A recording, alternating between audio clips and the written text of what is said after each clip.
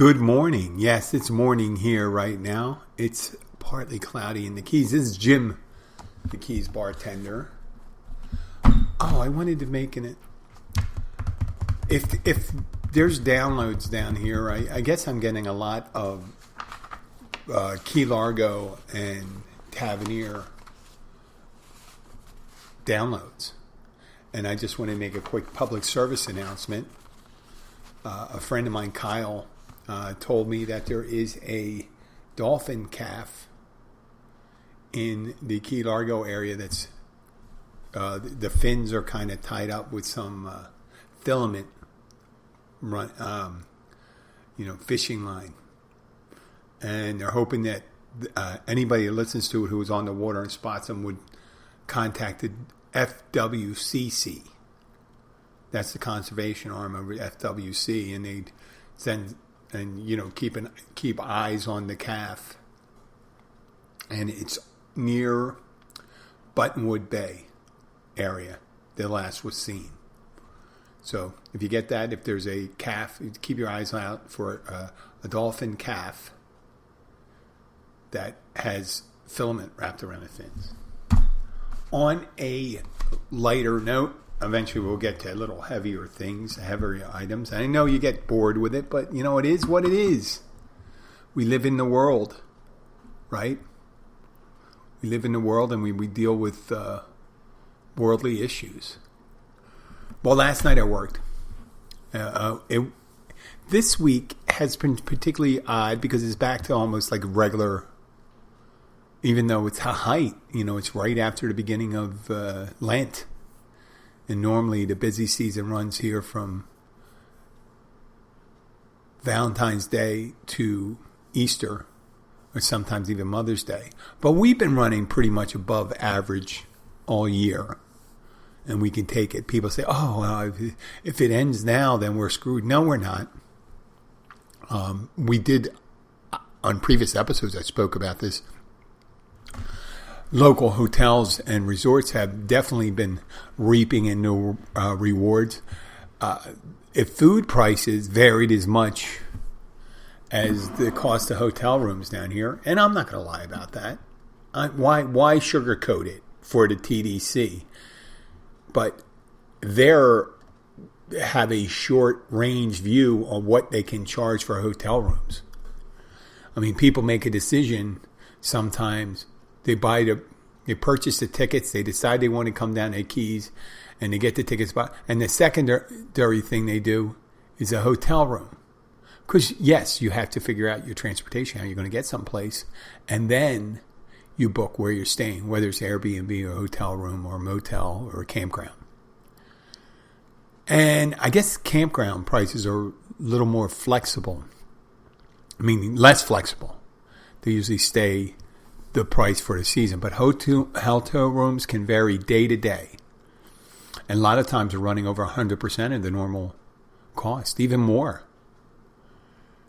There was a room I stayed down in Key West last year. They're asking over $400 for. We paid $220. It was a nice hotel. And $220 used to be a pretty high price. You get, and I realize prices do go up.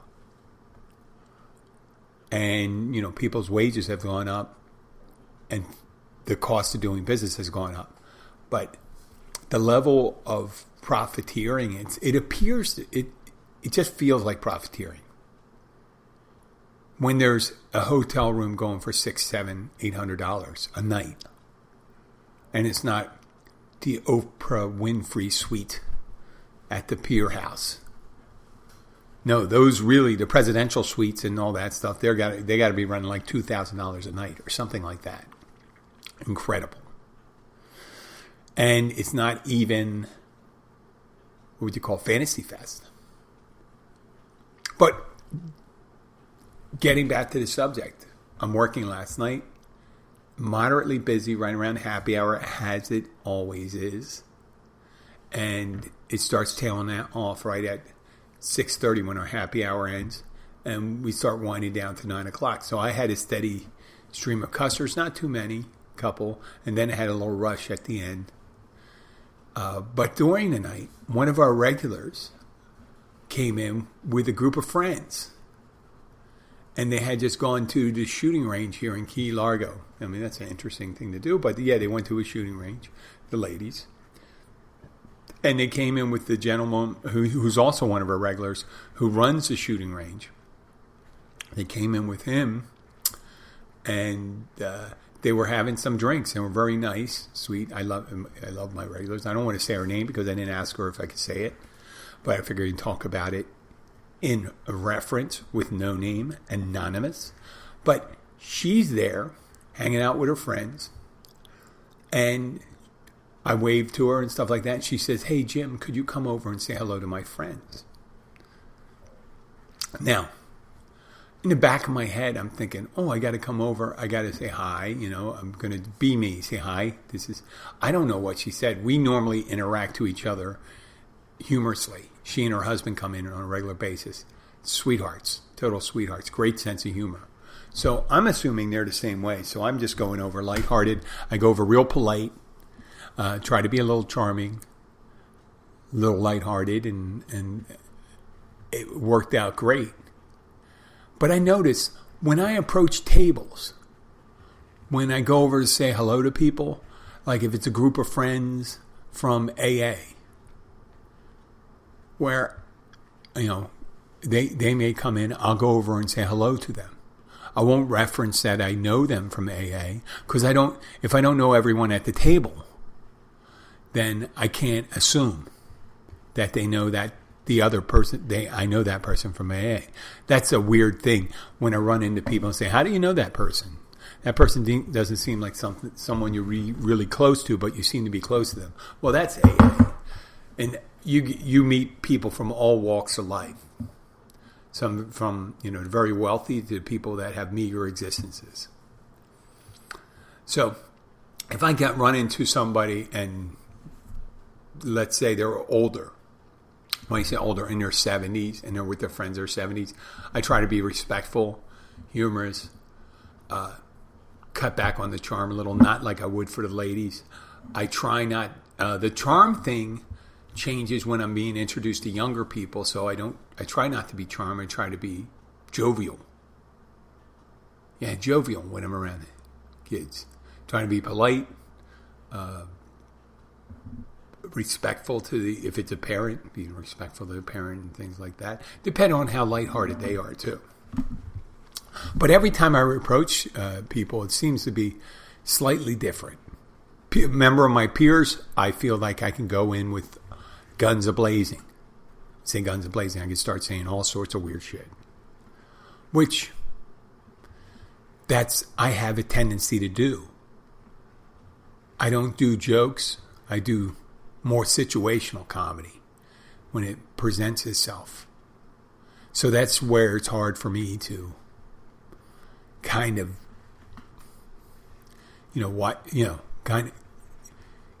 sometimes they fall flat. Most times I've been very lucky. I don't know if it's polite laughter or not, but who knows?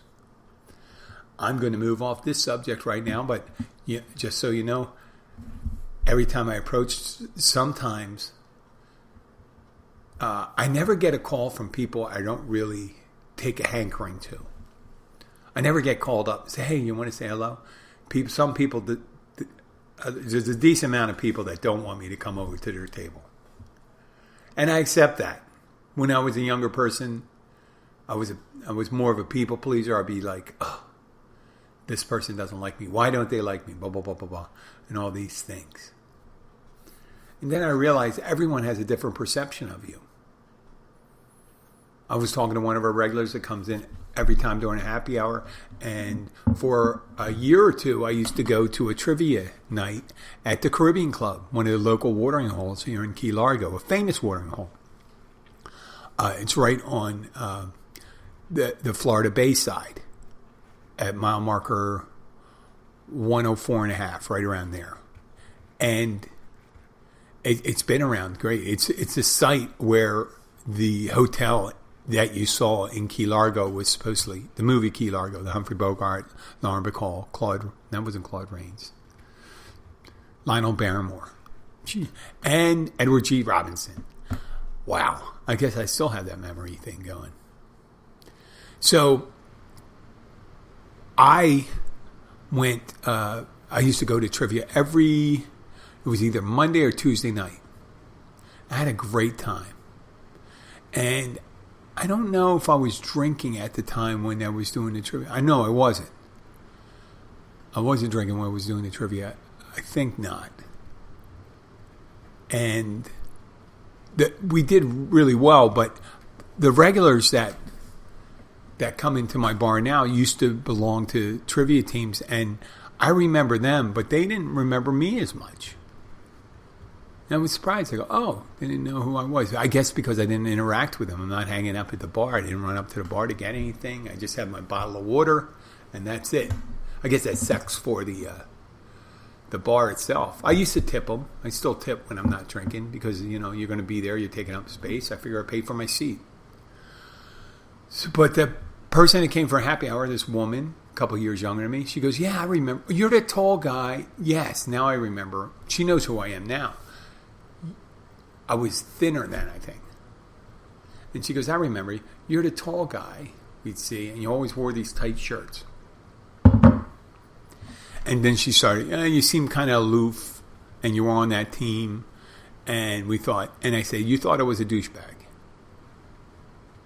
And she didn't say anything. I said, you thought I was a douchebag. Do you still think I'm a douchebag? She goes, you can be. Now, I realize that I have all the trappings of the traditional douchebaggery, right?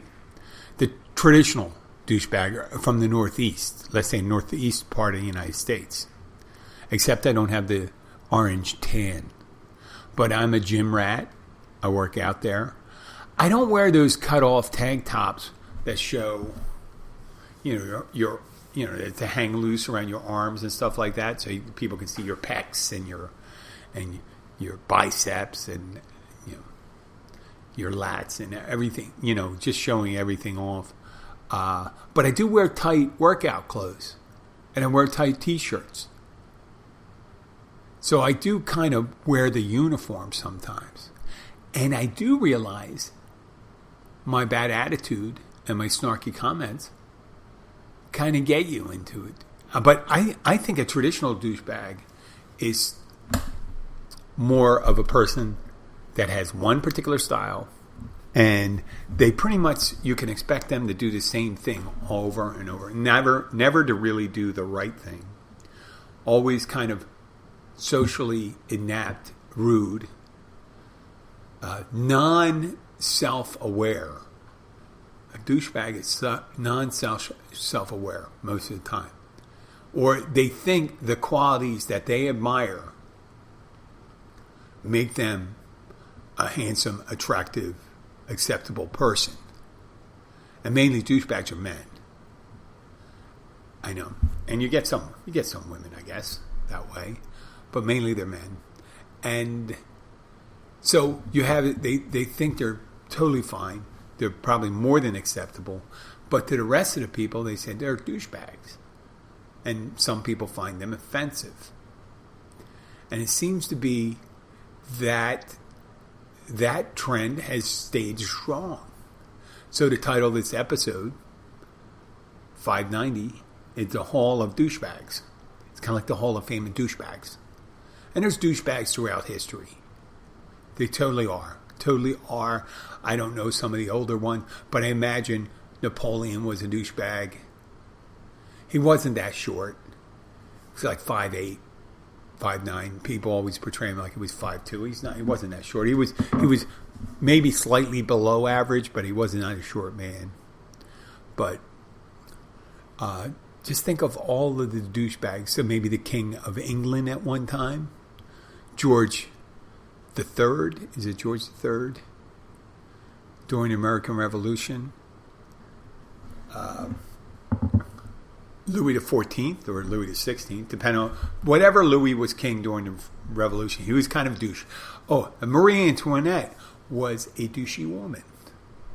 Just by saying, the people are hungry. They ask the Queen of France prior to the Revolution, people are hungry. What should we do? And she goes, Oh, there's no bread for the people to eat. Well, let them eat cake then. Yeah, they can't afford bread, but you can just go and get some cake. It's like one of those people here. Oh, you need to go someplace? Just get on your daddy's Learjet and go there. Blissfully unaware people and stuff like that. But we're adding to the mix. Now, the Hall of Fame the really started out with, I'd have to say, the grade A prime douchebags were all found on the Jersey Shore.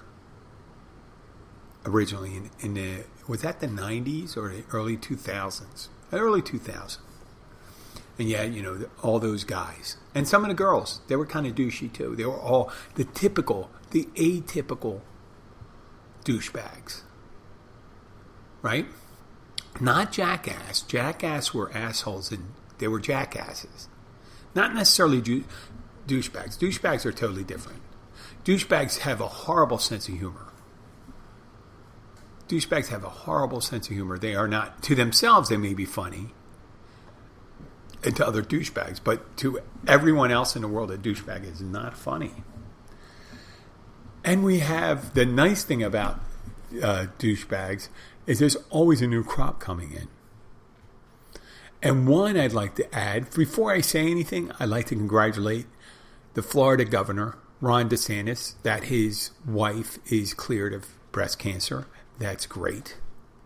It would be nice if you made it so much easier for the regular working people to be able to get health care so they can beat the odds too. Because I'm pretty sure the regular working stiff doesn't have the same access to medical care that your wife did. But I am truly thankful that she's clear of it. But that being said, you, sir, have entered into the Hall of Fame of douchebaggery. And let me explain. This past week, and it's not because he was always anti-mask. It is not because he was anti-mask. I'll say that again. So take that off the table. He was at a news conference. And it appeared as if there were high school students or college students behind him, and all of them were wearing masks. And he came, and they were going to stand in the background while he was at the podium.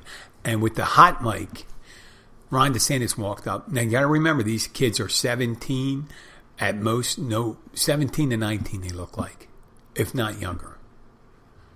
He walks up to him, and he starts castigating him for wearing the mask. He goes, "Listen. You don't need to wear the mask." He said, "Don't wear the mask. Blah, blah, blah. I don't want you standing behind me wearing the mask." And, I mean, I can't even phrase it, but if you Google this, just Ron DeSantis and a bunch of students at a press conference and a mask, you see how he acts like a douchebag. And people say, well, he didn't want them to wear a mask. Well, that's not up to him. It is not against the law to wear a mask. Right? And he could have said, you don't need to wear a mask around here. Feel free to take it off if you like. We'd like to see your faces and stuff like that. That'd be fine. But he says, don't stand behind me and don't wear a mask. This is silly. The optics are bad. Or whatever he said. You just got to see it. You'll hear it. And he said it in an annoyed tone. And there was a power asymmetry, meaning he's the governor of Florida and they're students. So you have the governor of Florida kind of yelling at you to take off your mask. To the credit of some of the students, all of them didn't take it off. About half of them. And they were smiling. I credit the ones that kept it on and say, listen, they may, the thing is, if he had said, hey, listen, I'm not really big on the mask. I appreciate it. He could have said it nice and walked up to him and said, listen, I appreciate you doing it, but I'm safe and all that stuff. You can take your mask off. If you're really concerned, stand to the side, get out of the picture and stuff like that. If, which I understand. If some people have that. It's like walking down the steps. Some people can walk down the steps holding the rail. Some people can go down the middle of the stairway. Some people need a little safety. And he started explaining himself. He says, well, this is whatever afterwards, and people are saying his Surgeon General said, try to explain it away too. But he looked like a douchebag doing that. So you entered into the American chapter of Douchebag Hall of Fame. I hope you don't get into the international chapter, because that would mean you'd have to be elected president to be in the international chapter. And the new one, and the reigning king, I think, for douchebags, would be Vladimir Putin. The former KGB officer who became, under Boris Yeltsin, prime minister. And then when Boris Yeltsin stepped down, Vladimir Putin became president. With a brief intermission when Medvedev, I think that's his name, held his place as president when it was constitutionally, he was ineligible to serve as president. Now the rules are changed so he can stay president for however long. So he is such a douchebag no matter what. And, you know, people that listen, if you listen to Russian propaganda on the news and all that stuff, obviously they're not talking about the attack at the the largest nuclear power plant in Europe. I mean, they already had Chernobyl in the northern part of Ukraine. But the largest nuclear power plant is in the south, where Russians have been making the greatest advances. And he, or his troops, started a firefight lobbing shells at a nuclear power plant. What kind of... If he ordered that, he's an asshole, douchebag, dickhead, idiot. If he didn't do it, it's because he's a douchebag. Because people say, well, he doesn't mind. Stuff like that. He didn't stop it. He didn't do anything. And right now the Russians control a power plant that isn't currently leaking any radiation. But you think with having the reminder in the same country of nuclear power going bad, supposedly by what nuclear experts say, the type of reactor that they seized and the building they damaged with shelling and gunfire caught fire was a training facility at the nuclear plant, and none of the reactors were affected. But that's mighty damn close to do that. Now, at this time, the Russians control that nuclear power plant, or at least control the gates of it. So they're going to have the people that are running the nuclear plants are going to be under Russian supervision. So there'll probably be something at gunpoint. It takes a while to shut down a nuclear plant. It takes a week or so because those rods stay hot and things like that. You can't just shut it down. If you watch the movie Chernobyl, you'll understand why you can't just shut that down. And it's all the other things. It's the indiscriminate shelling. It's the closing down of independent journalism in Russia. It's his failure to make his request sincere prior to the invasion. And his, he was totally... They said, we're not invading. These are not precursors of movement. But everything that has happened subsequently is proof that he was. That was his plan after a long time. After a long time of building up, his plan was to invade and say that was silly. And he may be under the blissful understanding that he isn't a douchebag, that he could be a great man. And the fallacy in that event will not be revealed to him because the only people around him, I imagine, his security team, his advisors, are beholden to him. And they all know when you make an enemy of Putin, what can happen. You can end up dead.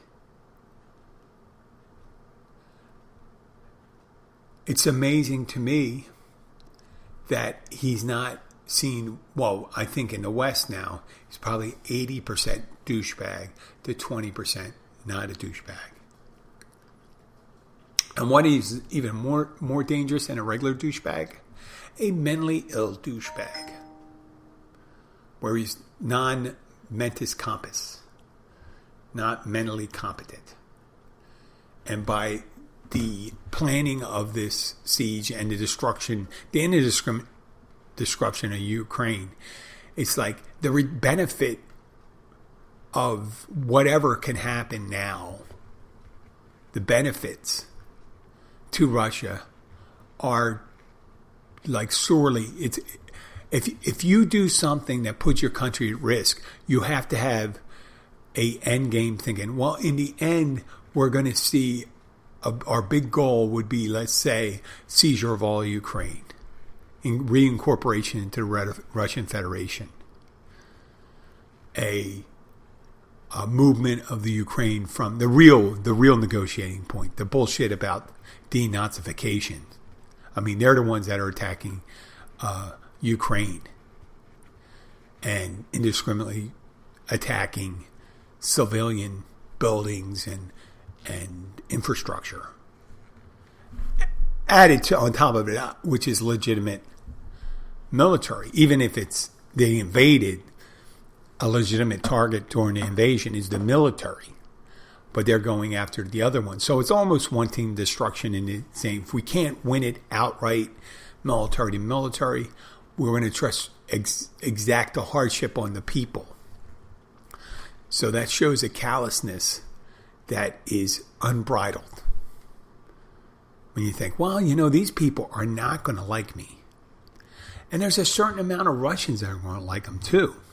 They're the oligarchs that they're 50 the closest oligarchs in Russia to Putin, the billionaires. They've been sanctioned. They'll be feeling that for a while. Now, whether they go against Putin or not, because they're almost entirely beholden to Putin. He once jailed one of their oil oligarchs because they split with him. So he could say something like, yeah, you may have lost half your fortune. Do you want to lose the rest of it? Okay, so that may help. But the middle class that are going to be hurt by the sanction, and pretty much people were saying, they wanted to do targeted sanctions so they don't affect the people in Russia. Well, how are you going to get their attention? Right now, Russians are looking at Russian state television, listen to Russian, Putin approved news sources. Now, if you're a member of the free press, they have rules there where you can be sent to jail for years for reporting anything negative about the military. The U.S. always had that. You could go and say whatever you want. We see it here. People don't go to jail for reporting. They do go to jail sometimes for hiding sources. If the information was feloniously gathered, or you could get in trouble for slander also. But the slander laws and the libel laws are very, very detailed and particular in the United States. And it's harder to be used against journalists. So we have, people talk about it and say, listen, they don't let the RTNs, like we banned Russian propaganda from the U.S. Now, we didn't ban the available radio stations that were free, the Free Russia radio station, meaning the ones that are more open, and same as the stations, but they've been taken off the air too. They are under the threat of arrest and worse over in Russia. But over here, we have Al Jazeera. China, we can watch a news channel on China. I don't know how well they are at restricting YouTube and news and things shared by, social media. So there's going to be a lot. But right now, it seems like the average Russian is getting their information from the state media. But eventually they'll start saying, well, why is it this bad? Why is our economy running? If this is, they don't even call it a military invasion. They call it a special military incursion. So, let me welcome Putin to the Hall of Fame douchebags. That includes Stalin, Mussolini, Hitler, even Napoleon. People say Napoleon. Well, Napoleon, he may have done some good things, but he also caused wanton destruction across Europe, and especially in Moscow, which should kind of bring it home and say, listen, when someone's a successful military man, they could still be a douchebag. But if they win and they don't end up being defeated, they can at least go in as a military genius. Because I have a feeling that George Patton was a big douchebag. And people, just the way he walked around with his silver helmet, his ivory-handled handgun at his waist, and his riding pants, his own specially designed uniform. You have a uniform specially designed for you. You are a douchebag. Instead of wearing some Omar Bradley, who was the senior officer to Patton, he used to wear regular infantryman's clothes. And a lot of times people didn't even know he was the general we came walking around during World War II. So I mentioned Napoleon, Patton. Do we have any other douchebags? Like if Teddy Roosevelt wasn't so successful at trust busting and managing his reputation on that, he has some of the trappings of a douchebag, right? I know I said it about Teddy Roosevelt, but I'm not saying he was. He was successful. If he wasn't successful, he could have ended up being that way. But I'm sure there's going to be a lot of politicians and leaders around nowadays that will be labeled either a hero or a douchebag. And as history declares the victory, the victors get the right to history, and they declare the victory, and they focus on the people. The losers are much more harshly judged. And right now, no matter what happens, everyone could end up being a loser if Putin makes the wrong move. That's certain. But if he's making the wrong moves now, but if he makes a big wrong move, then everyone could be a loser. Now, if he survives and Russia survives and all this stuff, they will be more in a more deficit position than they were prior. Maybe not so much as Ukraine, but who knows? Ukraine could end up being seen as the hero of free democracies. And they could be getting aid packages and things like that. So when they rebuild the city, all you're doing is it's horrible because civilians are dying. I'm acknowledging that they're suffering. There's lots of food, fuel, infrastructure. Now there's electricity. I'm sure there's going to be sanitation and water and all those things. It's going to be a lot of suffering ahead for the Ukrainians. That being said, when it's over, there will be a lot of aid available to the Ukraine. And in the end, they'll end up stronger than they were prior. And it could take a while. But they're going to have a favored position in many of the halls of government around the world. They'll have a favored reputation. And they may have a fast track to the one thing, the bugaboo of Vladimir Putin would be NATO, a NATO member. And the one NATO member, there'll be the one NATO member that fought Russia head to toe, head to head, I should say, head to toe, toe to head, considering how much equipment the Russians have. What they don't have is an inspired leadership and motivated troops.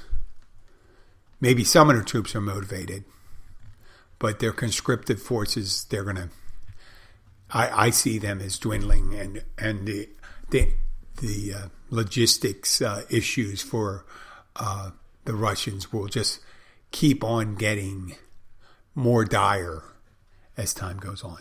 That's all I have for you today. I'd like to thank you for listening. To all you potential douchebags out there, change your ways. And like I said I may have some of the trappings of that. I am somewhat self-aware, and I have act douchey at times. I'd like to thank all my friends for listening. And good luck to my friends that are up at Daytona Bike Week. Daytona Bike Week. Imagine that starting next week. And motorcycles, that's kind of the thing.